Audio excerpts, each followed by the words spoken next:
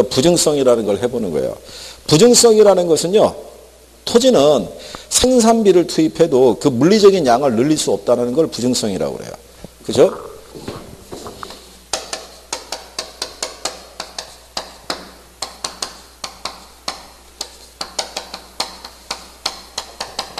자, 그러면 부증성의 논리에 보게 되면은요, 여기는 이제 그 첫 번째 의에 보면은 그 세 번째 줄 있죠.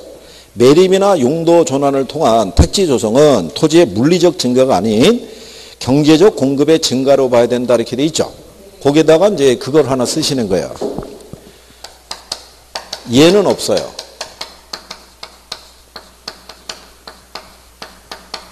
부증성의 예외는 있다 없다.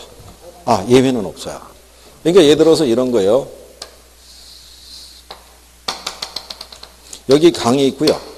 여기 육지가 있는데 이 강에다가 우리가 물막이 공사를 했어요. 그리고 여기다가 흙을 메워 넣었어요. 이렇게. 자, 이렇게 하게 되면 토지의 면적이 물리적으로 증가했다고 보진 않아요. 여러분들 그 토지경제학이라는 학문 들어보셨죠? 아, 토지경제학이라는 곳에서는요, 바다나 강이나 호수나 이 하천이나 이게 다 같은 토지 자원인 거예요. 그러니까 이용성의 전환일 뿐인 거예요.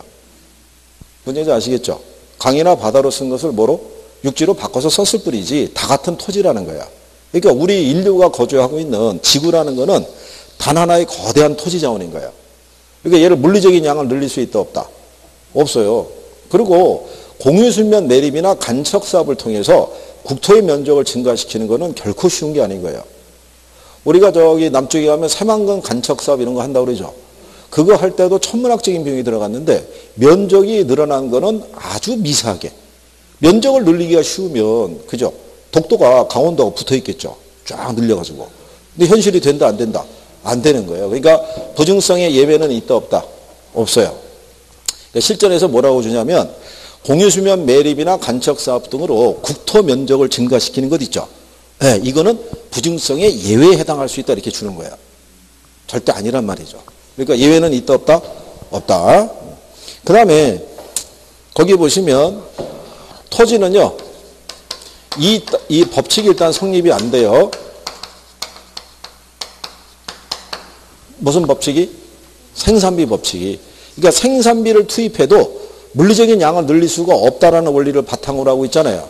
근데 이 생산비 법칙이라는 것이 나중에 감정평가에 가게 되면, 먼저 지대론을 거치게 되면 고전학파라고 들어보셨죠? 고전학파. 자, 고전학파들이 주장하는 게 뭐냐면요, 생산비 가치설이라고 그래요. 재화의 가치는 그 재화를 생산할 때 투입한 비용에 의해서 가치가 결정이 된다는 거예요. 그러니까 만약에 비용이 10원이면 가치가 10원이고 비용이 100원이면 가치도 100원이라는 거야. 근데 토지는 우리가 비용을 들여서 생산한 재화가 아니죠. 그렇잖아요. 그럼 얘는 비용이 제로잖아요. 제로인데 얘가 가치를 갖죠. 지가라는 게 토지 가치의 준말이에요. 그죠? 그럼 얘가 왜 가치를 갖게 되겠어요? 비용을 들여서 만든 재화도 아닌데. 이게. 얘는 이거를 얻을 수 있어서 그래요. 지대를. 땅을 갖고 있으면 토지 사용료를 우리가 얻을 수 있다, 없다? 얻을 수 있다는 거죠. 그렇죠? 그래서 이 지대를 많이 얻을 수 있으면 얘가 비싸지는 거야. 근데 여기 얻을 수 있는 게 조금이면 얘도 싸지는 거야. 그래서 지대하고 지가는 비례관계라고 얘기해 주는 거야. 그렇죠? 근데 그 고전학파라는 사람들은 이 지대를 불로소득이라고 봐요. 잉여이자. 왜 그러냐면 여러분들이 생산요소 아시죠? 뭐를 생산요소라고 그래요? 생산요소라는 게 뭐예요? 네? 토지, 노동, 자본 그러면 그건 생산요소의 종류를 얘기하고, 그죠? 생산요소라는 거는 제품을 생산하기 위해서 투입하는 재료예요. 우리가 빵을 만들려고 그러면 밀가루 필요하죠. 사람도 필요하고 돈도 필요하죠. 네, 그런 재료란 말이에요. 우리가 주택을 짓기 위해서도 땅이 필요하죠. 돈도 필요하죠. 사람도 필요하죠. 그런 애들은 생산요소라고 그러고 대표적인 생산의 3요소가 토지, 노동, 자본이다 이렇게 얘기해 주는 거예요. 무슨 말인지 아시겠죠? 근데 우리가 노동에 대한 대가를 얻는 게 임금이에요. 자본에 대한 대가를 얻는 게 이자예요. 근데 아무것도 안 했는데 임금을 얻거나 이자를 수취할 수 있는 건 아니죠. 노동자라든가 자본가의 노력이라는 게 있어야 돼요. 그래야지 임금도 얻을 수 있고 이자도 수취할 수 있는 거예요. 근데 여기 있는 지대라는 것 있죠.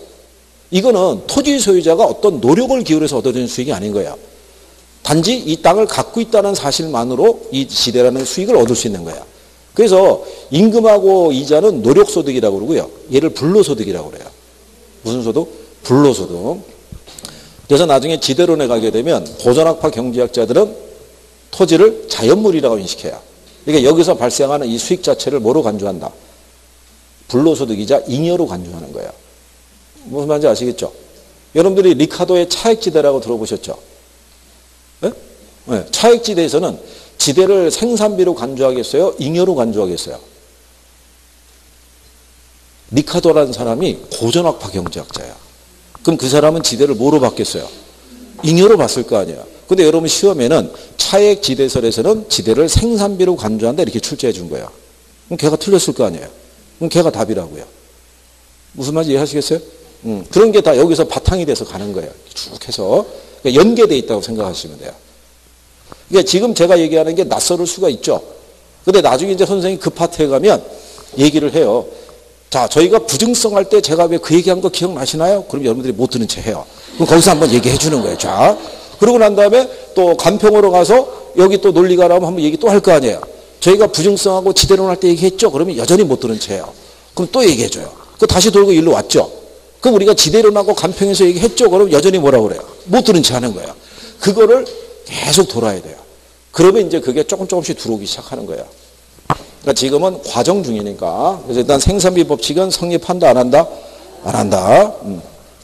그 다음에 거기다가 3번에 가면 토지 이용에 있을 때 토지의 집약적 이용을 촉진시킨다고 돼 있죠. 예, 그걸 일단은 밑줄 치는 거예요.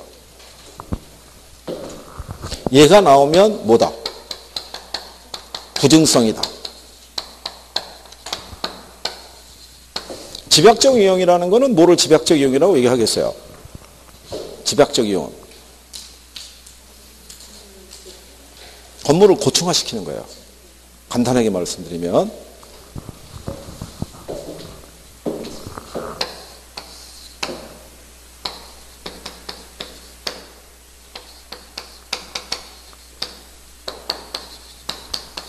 자, 도심 지역은 토지 가격이 비싸죠. 근데 우리가 생산을 하려고 그러면 토지와 노동과 자본을 결합을 시켜서 생산하겠죠. 근데 도심 지역은 땅값이 비싸잖아요. 그러면 생산자 입장에서는 토지를 사용하든 자본을 사용하든 간에 우리가 얻는 효용이 만족감이 같다 그러면 상대적으로 값이 싼 생산 요소로 더 많이 투입하는 게 유리하겠죠. 그러니까 도심과 같은 토지 가격이 비싼 곳에서는 이 자본하고 토지를 결합할 때 이렇게 결합을 시키는 거예요. 자본이 10이면 토지를 2로. 그러니까 토지를 적게 사용하고 건물을 어떻게 하겠다는 거예요? 고층하겠다는 거죠. 자본을 많이 투입했다는 얘기는 건물의 층수가 계속 올라갈 테니까. 그렇죠? 근데 외곽을 나가게 되면 반대죠. 토지 가격이 싸잖아요. 그러니까 여기는 토지 사용량이 10인데 자본의 투입은 2죠. 그렇죠? 그럴 때 여기 만나는 요 점 두 개가 있죠. A라는 점이 있고 B라는 점이 있을 때 A라는 점에서도 우리가 얻을 수 있는 효용은 20이에요. 10에다 2를 곱하면. 여기서도 얻을 수 있는 게 2에다 10을 곱하면 20이 나오죠. 그렇지 않아요. 근데 토지 가격이 비싼 곳에서는 이렇게 건물을 고층화하는 것도 있죠. 이런 이용하는 거. 이게 최유 이용이라고 보고. 외곽을 나가게 되면 상대적으로 토지 가격이 싸잖아요. 그러니까 상대적으로 토지의 사용량을 더 늘리는 것을 최유 이용이라 할 수 있죠. 그래서 도심 안쪽에서는 집약적 이용을, 외곽에서는 조방적 이용을. 그게 나름대로의 최유 이용이라고 얘기해 주는 거예요. 무슨 말인지 아시겠죠? 왜냐하면 이걸 우리가 이 공간의 수요가 많아져도 생산할 수가 없으니까. 그러니까 나름대로 효율적인 이용할 수 있는 방안을 찾는다는 얘기예요. 그래서 그게 3번의 내용이다라고 보시면 돼요. 그죠? 그래서 마지막에 가면 최유 이용의 강조 근거가 된다고 돼 있죠. 네. 얘한테도 그걸 요구하는 게 뭐냐면 얘는 우리가 잘못 사용했다 해서 다시 생산이 불가능하잖아요. 그래서 무슨 이용을 해야 되는 거예요? 최유 이용을 요구하는 거예요. 그죠? 그래서 얘가 시험 지문에 어떻게도 나왔냐면 부증성에 의해서 지대 또는 지가를 발생시키며 최유 이용의 근거가 된다 이렇게 지문으로 출제한 거예요. 그래서 아까 제가 여기서 지대론까지 얘기한 거예요. 무슨 말인지 아시겠죠? 자, 그래서 부증성을 정리하신 거고. 자, 그 다음에 이제 영속성이라는 게 있어요. 그죠? 자, 영속성이라는 것은요, 공간으로서의 토지 있죠. 여기서 이제 영속성이라고도 얘기를 하고요. 그, 내구성 뭐 이렇게 표현도 하기도 하는데, 조금 뜻은 조금 달라요.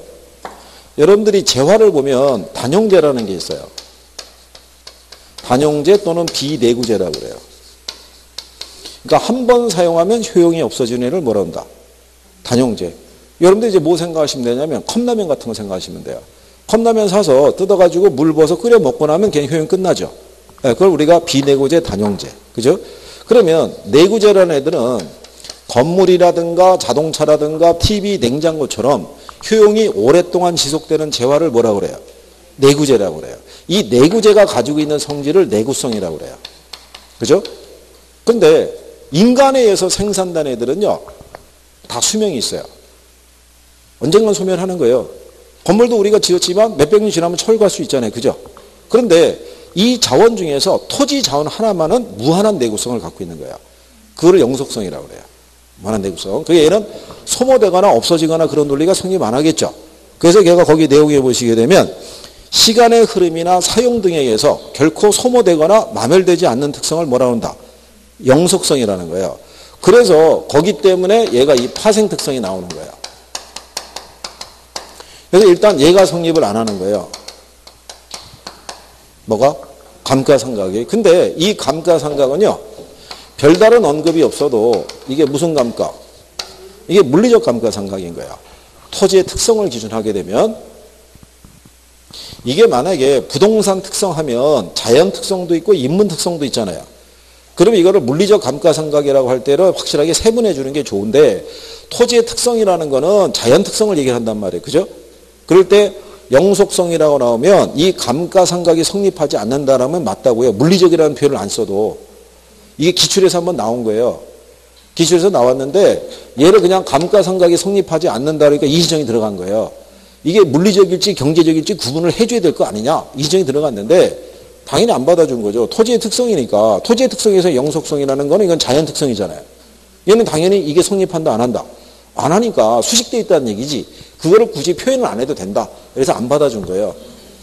그러니까 얘가 소모돼야 안 돼요. 그러니까 소모를 전제로 하는 재생산 이론은 당연히 성립을 안 하죠. 그렇겠죠. 그러니까 요거는 의의를 가지고 내가 구별할 수 있죠. 이게 시간의 경과라든가요.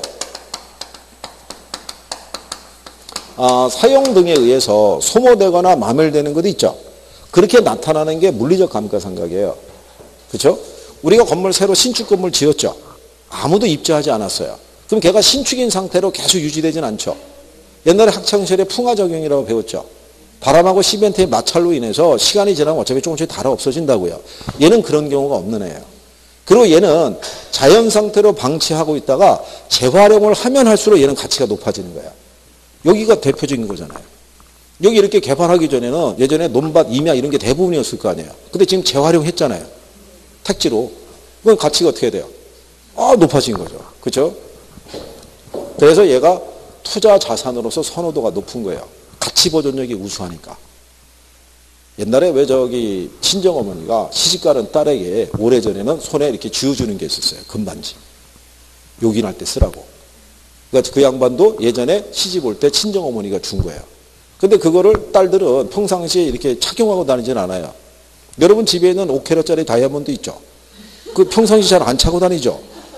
장롱에 거의 모셔놓잖아요. 그죠? 다 있다고 그러는 거예요. 그죠? 나중에 자격증 따갖고 또 사면 될 거 아니에요. 그죠? 그러니까. 근데 그런 애들은 사용을 하든 안 하든 언제든지 시장에 내놓으면 그 가치를 인정받을 수 있어요, 없어요? 토지가 그렇다는 얘기야. 금하고 다이아몬드랑 똑같이. 그래서 사람들이 투자 자산으로 이 땅을 선호하는 이유가 거기 있는 거예요. 무슨 말인지 아시겠나요? 그래서 거기 1번이 감가상각을 적용할 수 없는 근거 있죠. 예. 그 다음에 2번이 소모를 전제하는 재생산 이론이나 사고방식 쓸 수 없죠. 가치 보존 수단이 우수하다고 되어 있잖아요. 지금 우리가 설명해 드린 거예요. 그죠? 그 다음에 여기다 밑줄 치시는 거는 5번을 밑줄 치면 돼요.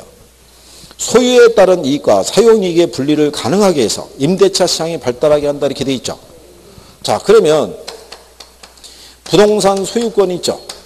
네? 소유권은 여러 개의 묶음으로 돼 있어요. 그죠?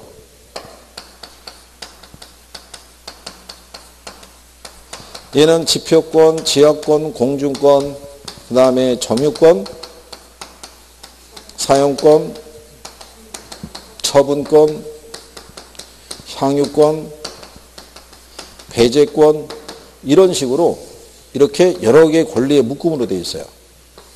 그렇죠? 근데 이 권리를 분할해서 거래할 수도 있어요, 없어요? 분할해서 거래할 수 있어요. 경제적 가치가 있으면. 그러면 내가 이렇게 소유권 갖고 있죠. 요 중에 여기 있는 요 사용권 있죠. 요것만 따로 분리해서도 거래할 수 있어요, 없어요? 거래할 수 있죠. 어떻게 거래해요? 어? 내가 여러분 집을 갖고 있으면 소유권 갖고 있잖아요. 전세를 주면 전세권 설정이 되죠. 융자를 받으면 저당권이 설정이 되죠. 그러니까 하나의 물건에도 두 개 이상의 권리익이 존재할 수 있어요, 없어요? 존재가 가능한 거죠. 그러면 이게 왜 사용권만을 분리할 수 있냐면 얘가 수명이 오래가는 재화니까 가능한 거예요. 내일 수업이 뭐예요? 여기? 내일? 공시법이에요? 제가 그러면 이 분필을 100원에 사가지고 내일 오는 공시법 선생에게 50원의 임대를 주고 간 거예요. 그럼 일주일에 오면 이거 찾을 수 있어요, 없어요? 못 찾을 거 아니에요. 근데 부동산은 가능할 거 아니에요. 대표적인 게 극단적인 애들이 홍콩이에요. 자, 1997년도에 그죠? 영국 정부가 중국 애들에게 홍콩을 반환했죠. 예전에 싸움 벌여가지고 100년에 대한 조치를 획득해가지고 100년 사용하다가 돌려준 거 아니에요. 그게 가능한 이유가 뭐겠어요? 수명 무한되니까 가능한 거예요. 그죠? 수명이 짧은 애들은 임대차에 제공할 수가 없는 거예요. 그죠? 네? 이 얘기했더니 뭐 남편은 임대차 시킬 수 없냐 뭐 이렇게 물어본 사람인데 그거는 불가능한 경우고. 그죠? 그러니까 그런 경우. 그래서 여기서 얘를 분리할 수 있는 거는 뭐 때문에? 영속성 때문에. 그 시험에 가끔 써요. 그래서 그게 마지막 줄에 보는 소득이득과 자본이득을 향유할 수 있게 해준다고 돼 있죠. 그럼 가지고 있으면 양도 차익도 기대할 수 있고 전세를 주면 전세의 보증금을 운영해서 수익도 낼 수 있어요, 없어요? 있죠. 그러니까 같은 맥락으로 보시면 돼요. 자, 그 다음에 개별성이라는 게 있어요. 그죠? 아까 간단하게 설명했죠. 그래서 토지는 다른 토지하고 대체할 수 있다, 없다? 없어요. 뭐가 틀려서? 위치가 틀려서. 그렇죠? 그래서 거기 보시면 일물일가의 법칙 적용을 어렵게 한다고 돼 있죠. 일물일가의 법칙은 옛날에 학창시절에 배운 거예요. 그죠?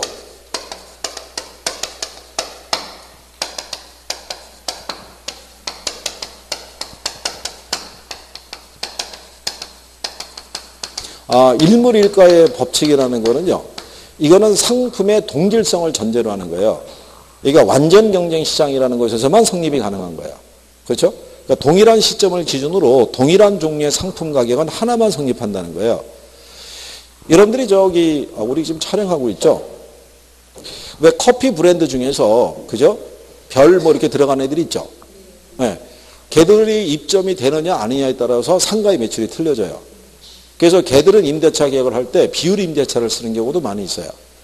그러니까 초기는 임대료 싸게 해주고 나중에 매출 신장이 되면 매출의 일부를 임대료로 받는 조건으로 또 유치하는 경우도 있어요. 걔네들에 맞게끔 오래된 건물을 사가지고 리모델링을 해서 걔네한테 임대를 주는 경우로도 활용하는 경우가 있어요. 실제로 그렇게 쓰니까. 그러면 걔네 커피는 전 세계적으로 팔리고 있죠. 그러면 동일한 원두로 로스팅해서 팔 거 아니에요. 그러면 모든 지역에서의 가격이 같아야 되잖아요. 똑같은 원리로 쓰고 있으니까. 근데 가격은 같다 틀리다. 다 틀리죠. 그럼 전 세계적으로 그 커피 한 잔 가격이 제일 비싼 데가 어디겠어요? 우리나라죠. 안 좋은 건 우리는 상위를 차지해요. 전 세계적인 명품 시장에 랭킹 3위 안에도 우린 꼭 들어가요. 그런 데는 빠지지 않아요. 그렇지 않겠어요? 그러니까 참 희한한 거예요. 그러니까 얘는 개별성이 있으니까 당연히 이 논리가 성립한다 안 한다? 안 하는 거예요. 그러면 이 개별성이라는 거는 건물이라든가 기타 계량물에도 이 개별성은 성립이 돼야 안 돼요. 이 개별성이라는 거는 우리가 지금 토지 특성하고 있잖아요. 예, 근데 여기 있는 이 건물이나 기타 계량물에도 개별성은 성립한다 안 한다? 예? 이 시험에 나온 거예요. 하는 거예요. 이게 요거는 이제 착각을 유도한 거예요. 토지의 특성인데 건물이 들어가 있으니까. 예, 근데 같은 시기에 여기 세종시가 특히 보면은 비슷한 같은 시기에 이렇게 신축된 애들이 있을 거라고요. 근데 한 3년쯤 지난 다음에 걔네 감가의 정도를 보면 감가의 정도가 똑같질 않아요. 그 건물로 해서 발생하는 수익도 다 틀리고, 그러니까 누가 관리하고 누가 운영했느냐에 따라서 다 다르게 나타날 수밖에 없다는 거예요. 그래서 이 개별성이라는 거는 건물이나 기타 계량물에도 적용이 된다 안 된다? 네, 적용이 된다는 거예요. 무슨 말인지 아시겠죠?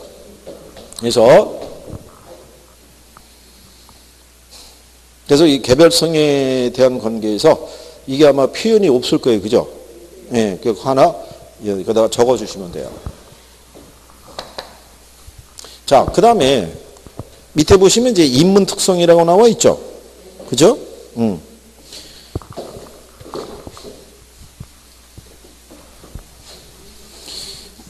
자, 그러면 토지에 무슨 특성이 있어요? 예, 인문 특성이 있어요. 그럼 제가 이거 제목을 계속 유지시킨 이유가 뭐냐면 여기 있는 부동성이 있죠. 얘 때문에 이 지리적 위치는 움직일 수 있다 없다? 없잖아요. 얘 때문에 물리적인 절대량은 증가시킬 수 있어요 없어요? 이건 우리에게 엄청난 제약 조건인 거예요. 위치도 마음대로 이동이 안 되고 생산도 할 수가 없고, 근데 우리는 토지라는 자원을 계속 활용해야지만 우리에게 필요한 걸 얻어낼 수 있단 말이에요. 그래서 우리가 인위적으로 만들어낸 게 이거예요.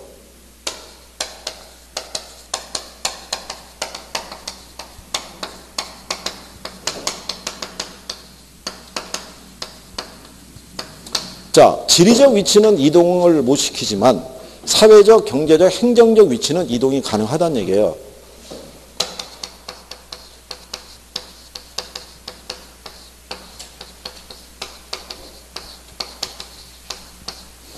자, 여기가 원래 행정상의 지명이 충남 연기군이었는데 세종시로 바뀐 거죠. 그러면 연기군일 때와 세종시일 때 지리적 위치는 같죠. 같은데 이게 달라진 거죠.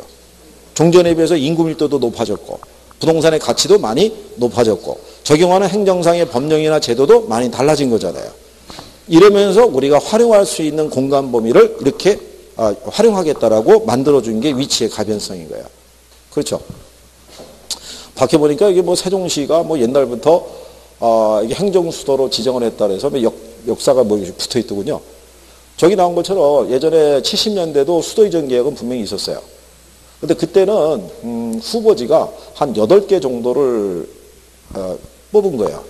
8개를 뽑아가지고 그 중에 하나를 여기 쓰고 있는 거고, 그 다음에 하나가 독립기념관이 들어가 있고, 하나가 그 청주공항 있죠. 걔네가 거기 쓰고 있는 거예요. 그 나머지 애들이 또 있어요. 나머지. 그러니까 걔들도 나중에 언젠가는 활용할 거예요. 그건 오래전에 계획을 해가지고 예전에는 70년대는 냉전 시대였잖아요.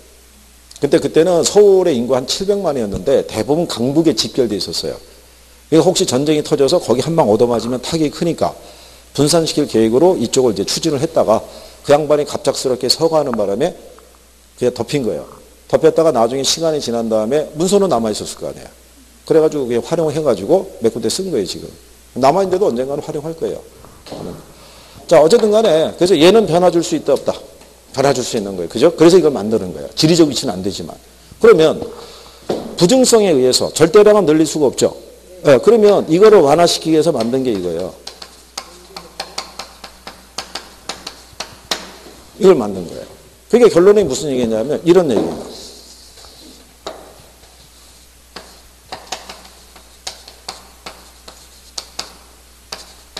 아까 여러분들이 후보지 이행지 배우셨죠? 네? 택지농지 임지죠. 자, 그러면 택지 지역에 대한 수요가 아무래도 제일 많이 늘어나요. 근데 얘를 물리적으로 늘릴 수는 없죠. 그럼 늘릴 수 있는 방법이 뭐겠어요? 임지의 일부를 뭐로? 택지로. 농지의 일부를 뭐로? 택지로. 그러면 다른 곳에 쓰는 것을 바꿔서 우리가 공급을 늘리는 효과는 가져올 수 있잖아요. 그래서 이걸 완화시키기 위해서 등장시킨 게 얘예요. 용도의 다양성. 그래서 둘 다 최유 이용을 요구해요. 이걸 바꿨을 때 집이 들어설 공간에 공장을 짓거나 상가를 지으면 안 될 거 아니에요. 무슨 말인지 아시겠죠? 그래서 무슨 이용을 해야 된다고? 최유 이용을 해야 된다라고 얘기해 주는 거예요. 무슨 말인지 아시겠죠? 이건 나중에 뒤에 또 나와요. 계속. 그 다음에 여러분 교재에 보시면 병합 분할의 가능성이라고 있죠. 그걸 우리가 분합성이라고 얘기하는데 얘는 이 양쪽을 지원하기 위해서 등장한 거예요. 거기 병합 분할의 가능성에 보면 첫 번째 파생 현상에 뭐라고 되어 있냐면 용도의 다양성을 지원하는 기능을 갖는다 이렇게 되어 있죠. 그러면 생각해 보세요. 예전에 여기가 충남 연기군일 때 도로는 한 2차선짜리 도로고 여기 길가에 보면은 조그만 자전거포, 조그만 식당, 조그만 구멍가게 이런 건 이제 날돼 있고 뒤로 가면은 이제 농가주택이 이렇게 있었을 거 아니에요. 근데 여기가 개발이 되니까 도로가 이렇게 확장이 됐을 거 아니에요. 그죠? 그러면 얘네는 다 이미 도로 수용이 다 됐겠죠. 없어졌고. 그러면 이면에 있던 농가주택이 앞으로 나오잖아요. 근데 여기에 이제 이미 6차선 또는 8차선짜리 도로가 형성이 되면 여기 상권이 발생한다고요. 근데 여기 있는 개별 농가주택의 요 규모를 가지고는 대규모의 건축물을 지을 수가 없죠. 그러면 개발업자들이 어떻게 해요? 다 사들이죠. 이렇게 해서 필지를 합해버리면 넓은 부지가 나오잖아요. 그럼 이런 건물도 지을 수 있다는 얘기예요. 그러면 위치의 변화가 가능하죠. 용도의 변화도 가능하겠죠. 무슨 말인지 아시겠나요? 그래서 그걸 지원해 주는 게 분합성이라는 거예요. 그러니까 여기 특성에서는요, 일단은 자연 특성을 중심으로 세 가지 기준하시고 여기 있는 인문 특성은 이렇게 일단 큰 틀에서 연결해서 간략하게 정리해 두시면 돼요. 인문 특성을 따로 단독으로 내는 경우는 아직까지는 없어요. 그죠? 근데 일단 기본 특성에 대한 것만 조금 정리하시면 가능해요. 그 다음에 그 기타 특성은 뭐 참고하셔도 되고요. 그 다음에 이제 뒤로 넘어가시는 거예요. 자, 여러분들이 46페이지 가시면, 자, 거기 가시면 그 2번 문제 있죠? 부증성 이렇게 나오죠? 그렇죠? 그러니까 개별적으로 따로 단독으로 나오는 건 주요 특성밖에 없어요. 부동성, 부증성, 영속성 3개밖에. 그래서 거기도 가면은 나오잖아요. 물론 틀린 건 1번이에요. 그죠? 토지는 다른 생산물처럼 노동이나 생산비를 투입해서 순수한 그 자체 양을 늘릴 수 없다. 그러니까 이거는 맞는 표현이고요. 거기 3번에 가면 매립이나 산지 개간을 통한 농지나 택지 확대는 부증성의 예외라 그랬으니까 틀렸겠죠. 예외는 없다고 그랬죠. 근데 4번 지문에 보면 지대 또는 지가를 발생시키며 최유효용의 근거가 된다라고 해놨잖아요. 그러니까 용도의 다양성의 예나 최유효용의 근거가 되는 거는 똑같아요. 그죠? 그리고 3번 문제 가시면은 4번 지문에 이렇게 돼 있죠. 개별성은 토지뿐만 아니라 건물이나 기타 개량물에도 적용할 수 있어요, 없어요? 왜? 적용이 되잖아요. 그죠? 그렇잖아요. 근데 3번 지문이 틀린 거죠. 다른 생산물과 마찬가지로 노동이나 생산비를 투입해서 재생산할 수 있다 그러면 틀리잖아요. 근데 얘가 몇 회 때 나온 거예요? 17회 때 나왔잖아요. 근데 2번 문제는 23회 때 나왔죠.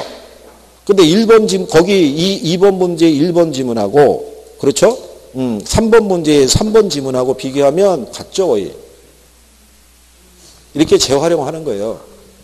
그러니까 표현을 해줄 때 가장 대표적인 거를 많이 쓰는 거예요. 누가 봐도 얘는 부증성이고, 누가 봐도 얘는 부동성이고, 누가 봐도 얘는 영속성이라는 대표적인 지문을 가지고 출제를 해주는 거예요. 왜 그러냐면 얘들을 포괄적으로 묶으면요 연결이 안 되는 특성이 없어요.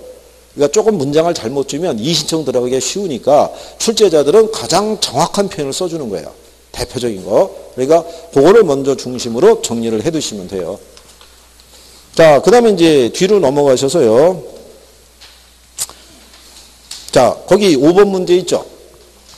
뒤에 가면 나중에 이제 푸는 요령으로 문제 풀이할 때 설명해 드리는데 이게 박스 문제죠. 근데 영속성을 물어봤죠. 근데 기억을 가면 토지의 집약적 이용의 근거가 된다고 되어 있잖아요. 집약적 이용은 뭐하고 연관이 있어요? 부증성. 그러면 기억은 답이 아니란 얘기죠. 그러면 지문 중에서 기억이 들어가 있는 1번, 4번, 4번은 제거하는 거예요. 그럼 남는 게 딱 2번하고 5번이 남죠. 근데 2번은 니은하고 미음이지만 5번은 니은하고 디귿도 들어가 있잖아요. 근데 디귿을 봤더니 임장활동이 들어가 있잖아요. 임장활동은 뭐? 부동성이잖아요. 그럼 답은 자연히 2번이잖아요. 이런 박스 유형의 문제는 지문 4개를 5개를 다 보고 답을 맞추는 게 아니라 하나의 지문을 풀고 지워줘야 돼요. 그래야 선택이 빠르게 가는 거예요. 1차에서는 그렇게 해줘야 돼요. 무슨 말인지 아시겠죠? 그래서 자, 그 다음에 49페이지에 가면 이제 부동산 속성이라고 돼 있죠? 간단하게 정리를 또 하죠.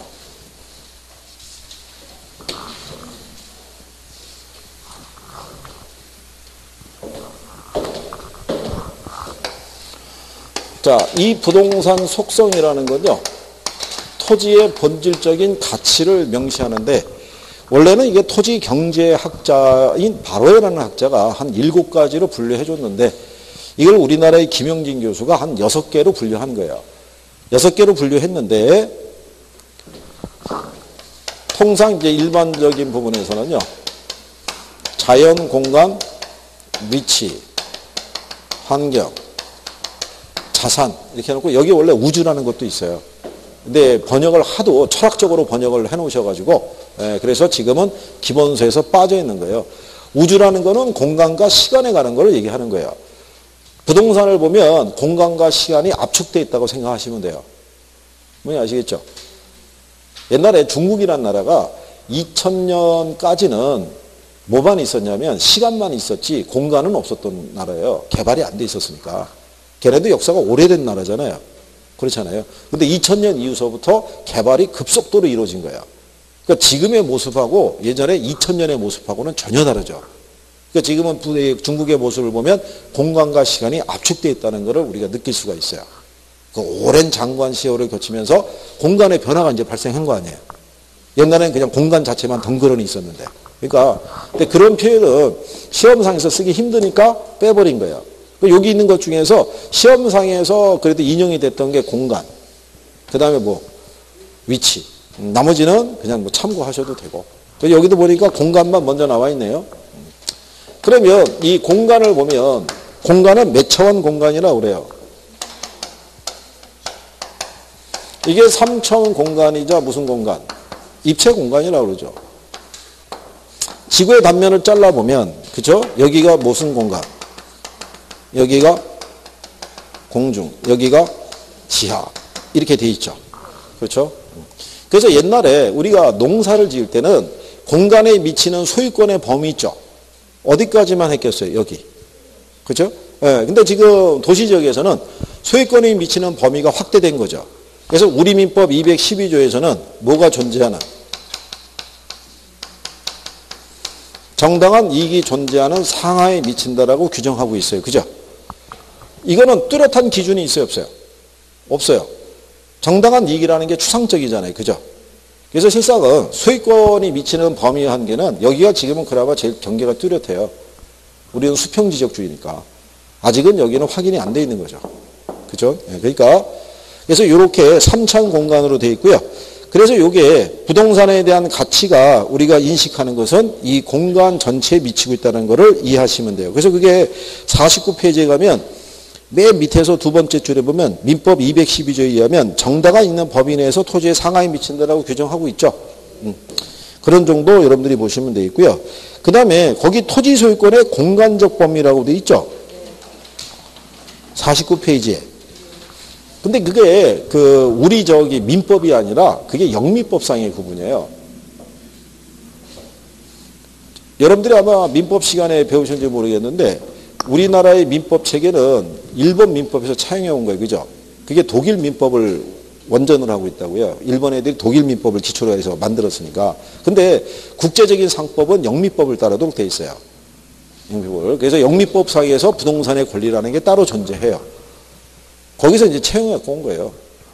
그러니까 걔네가 얘기하는 소유권의 범위를 보면 토지 소유권의 무슨 범위라고 그래요? 공간적 범위라고 그러죠. 이 공간적인 범위가 지표권이라는 게 있고요. 그 다음에 뭐가 있고? 지하권. 그 다음에 뭐가 있다? 그래서 이거를 얘기할 때 여러분들이 교재에 보시면 50페이지에 공중권, 지표권, 지하권 이렇게 돼 있죠. 예, 그냥 그게 같은 내용이에요. 공간적 범위에 있는 건데, 그죠?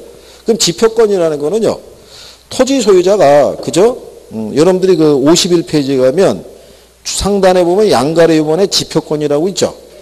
예, 소유권자가 이 지표상의 토지를 배타적으로 이용할 수 있는 권리를 얘기를 해요. 거기 가시면 얘가 작물을 경작하고 건물을 짓고 지표수를 이용하는 등의 권리라고 돼 있죠. 그 지표수를 이용하는 권리가 아니라 이게 물에 관한 권리라고 그래요. 물에 관한 권리는요, 지표상의 물을 사용할 수 있는 권리도 있고요. 물 및 토지에 관한 권리도 있어요. 자, 물을 사용할 수 있는 권리가 유역주의가 있고 그 다음에 무슨 주의가 있어요? 선형주의. 나라에 따라서는 절충주의라는 것도 있어요. 근데 얘는 습윤지역에서 쓰고요. 얘는 건조지역에서 써요. 그죠? 그 유역주의라는 거는요, 이렇게 수로가 흐르고 있으면 요 수로 주변에 땅을 갖고 있는 사람들이 있죠. 예, 이 사람들은 이 물을 골고루 나눠 쓸 수 있는 거를 얘기를 해요. 그러면 물을 골고루 나눠 쓰다가 보면 물이 부족할 때도 있겠죠. 그러면 참고 기다리면 비가 온다는 거야. 그래서 해갈이 되는 거야. 그러니까는 습인 지역에서는 이렇게 나눠 쓸 수 있는 거야. 그 습인 지역이라는 게 비가 오는 지역을 얘기를 해요. 뭔지 아시겠어요? 근데 건조 지역이라는 건 비가 잘 안 오는 지역이에요. 그러니까 여기는 선형이라는 게 앞선 자에 쓸령자 주는 거예요. 먼저 온 사람에게 우선 권리를 주는데 얘가 먼저 도착했어요. A가. 근데 A는 여기에 땅을 갖고 있어요. 근데 수로는 이렇게 하고 있죠. 그럼 자기 쪽으로 이 수로의 방향을 바꿔서 쓸 수 있는 거예요. 그러니까 먼저 온 사람에게 우선 권리를 주는 거예요. 그게 무슨 주의다? 그게 선형주의인 거예요. 그럼 우리나라는 당연히 무슨 주의 쓰겠어요? 우린 비가 와야 하나요? 비가 오니까 이거 쓰죠. 우리 민법에서는. 그러니까 뭐 외우거나 할 것도 없잖아요. 그냥 그 정도 구별하시면 돼요. 무슨 말인지 아시겠죠? 네? 물 및 토지에 관한 거는요, 상식적으로 알아두시면, 왜 수로를 보면 배가 다닐 수 없는 폭이 좁은 수로 있죠? 네, 여기는 요 수로의 중앙선까지 소유권을 인정해 준다는 거예요. 근데 강 같은 경우는 배가 다닐 수 있어요, 없어요? 네, 항행이 가능하면 이렇게 가장자리까지만 주겠다는 거예요, 소유권을. 근데 예외적으로 이 강이 국경을 표시하면 중앙선까지 인정해 주겠다는 거예요. 그래서 여러분들이 저 위에 있는 북한 애들이 있죠. 걔들하고 중국하고 국경을 접하고 있잖아요. 국경이 압록강이죠. 그러니까 강 중앙이 국경이에요. 강 중앙이. 그러니까 그 얘기하는 거예요. 시험이 안 나오니까 참고하시면 돼요. 자, 그래서 이거 정도 간단하게 구별하시면 되고, 그 다음에 그 밑에 가면은 지하권이라고 돼 있죠. 자, 토지구역의 지하 공간으로부터 어떤 이익을 획득하거나 이를 사용할 수 있는 권리가 있잖아요. 그죠? 자, 근데 지하권에서 여러분들이 한 가지 알아두실 거는 요거예요.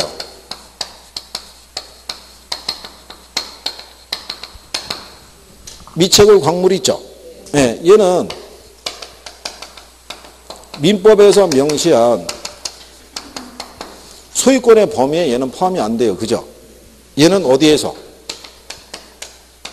광업법에서 열거한 얘는 광업권의 객체가 되는 거예요. 그렇죠? 그러니까 미채굴 광물에 대해서는 토지 소유자의 권리를 인정해 준다, 안 해준다? 안 해준다. 그걸 두 번을 얘기한 거예요. 그죠? 근데 이것도 잘 사는 나라는 인정해 줘요. 못 사는 나라가 인정 안 해주는 거지. 그 미국에는요, 텍사스 재벌이 많아요. 텍사스가 유전지대예요. 그러니까 개인 소유의 땅에서 유전이 터지면 그건 그 사람이 관리하는 거예요. 미국의 역대 대통령 중에서 조지 부시 대통령이라고 있죠. 그 사람이 텍사스 재벌이에요. 그 가문이.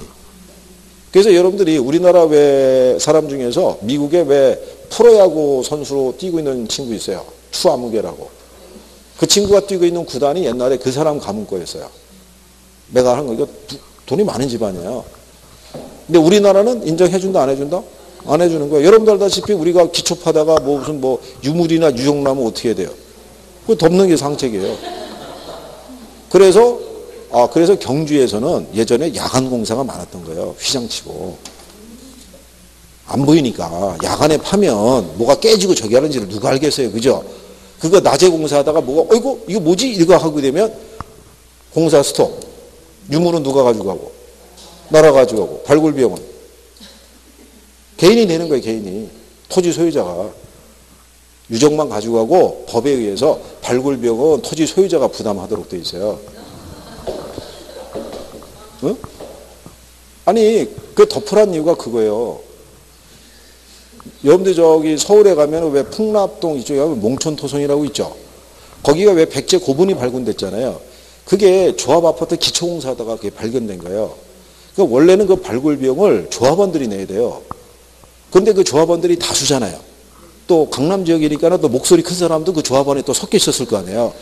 대충 뭐 단체로 막 아우성 치고 버팅겨서 예외적으로 그 지역만 정부가 발굴 비용을 부담하기라고 거기만 발굴한 거예요. 근데 예전에 저기 대구에 살던 양반이 경주에 가서 한식당 하겠다고 한옥을 매입한 거예요. 기초를 팠는데 유물이 나왔네요. 국민대누리 신고했을 거 아니에요. 한번씩 나와가지고 유적이 대성 나올 수 있으니까 일단 기초공사 스톱. 그리고 유물을 일단 문화청에서 가져가고 발굴 비용 초기 발굴 비용이 7천만 원가 들어갔는데 그 사람이 부담했어요. 소유자가. 법이 그런 거예요. 저를 째려보면 곤란하고 제가 만든 법이 아닌 거예요. 그죠? 저는 사례만 들어준 거예요. 사례만. 그러니까 그렇게 생각하셔야 돼요. 자, 그래서 요건 일단 시험에서 2번 인용한 거예요. 가끔 여기서 쓸 수 있는 건 요 정도 있어요. 그죠? 이거는 외울 필요가 없잖아요. 우리는 비가 오니까 무슨 주의 쓴다고? 유역주의 쓴다고 그렇게 정리하면 되고. 자, 공중에 미치는 이 공간에 미치는 소유권의 범위는 무한대로 인정해 주진 않아요. 그죠? 그래서 사적인 공중권이 있고 뭐가 있다. 그래서 사적인 공중권도 행사할 때요. 일조권 같은 거 침해하면 돼요, 안 돼요? 예, 그러면 침해하면 안 되는 거겠죠. 그렇죠? 그래서 공적인 공중권은 그 이상의 공간에서 항공로 등으로 활용하고 있다고 보시면 되겠고요. 50페이지 하단에 가면 거기 개발권 양도제라고 돼 있죠. 이건 나중에 정책에서 지역지구제랑 같이 공부를 하셔야 되고요. 원래 지역지구제 하나만 가지고는요, 도시성장 관리가 어려워요. 그래서 같이 병행할 수 있는 제도가 개발권 양도제인데, 얘가 여기 들어온 이유는 뭐냐면, 개발권 양도제가 시험상에서 뭐로 인용이 한번 됐냐면, 공중공간을 활용하는 방안 있죠. 예, 그 제도로 이 개발권 양도제 또는 구분지상권 이런 거 쓸 수 있다 이러는 거예요. 이제 그런 의미로 들어온 거니까 나중에 대해 정책에서 여러분들이 하시면 돼요. 그 다음에 이제 뒤로 넘어가시면 위치가 있죠. 자, 위치에 대한 거를 간단하게 시간이 또 1시간 됐나요? 바로 대답하는 거 보니까 쉬고 싶다 이런 얘기 같은데 요것만 하면 그냥 끝나니까 요거 하면 뒤에 경제잖아요. 예? 초기까지 가야 되니까 경제까지. 자, 위치에 대한 거는요. 일단 인식해서 그거만 보시면 돼요. 절대적 위치가 있고 무슨 위치가 있어요? 상대적 위치. 절대적 위치는 뭐 얘기해요? 지리적 위치. 그래서 얘가 부동성과 결부되어 있다는 거고, 여기 있는 상대적 위치는 뭐 얘기한다? 경제적, 사회적, 행정적 위치를 얘기를 해요. 그죠? 네, 그래서 이거는 뭐하고 결부되어 있다 그러냐면 접근성하고. 그렇죠. 그러니까 옛날에 토지의 위치의 가치를 판단할 때 농사 지을 때는 비옥도를 중시했을 거 아니에요. 그죠? 땅이 얼마나 기름지냐. 근데 도시지역에서는 비옥도가 중요한 게 아니죠. 뭐를 가지고 판단했겠어요? 접근성을 가지고. 그죠? 그러면 접근성이라는 것은요, 어떤 목적물에 도달하는 거리적, 경제적, 시간의 부담의 정도 있죠. 그 정도에서 유발되는 상대적 비용의 크기를 갖고 판단하는 거예요.